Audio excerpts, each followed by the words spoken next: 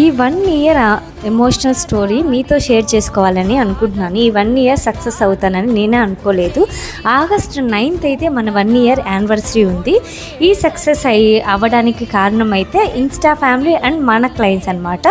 ఇప్పుడు వరకు మన దగ్గర తీసుకున్న ప్రతి ఒక్కరికి సాటిస్ఫై చేస్తూ, వాళ్ళకి కావాల్సిన చేంజెస్ని ఫాలో అవుతూ, నాకు వచ్చిన ఇష్యూస్ని ఏమన్నా ఉంటే సాల్వ్ చేసుకుంటూ ఈరోజు ఈ స్టేజ్కి వచ్చాను. ప్రతి క్లయింట్ని సాటిస్ఫై చేయాలని ఈ రోజుటికి నేను ఆలోచిస్తూనే ఉంటాను. సో మన నెక్స్ట్ వీడియో ఏంటంటే ఆఫర్స్.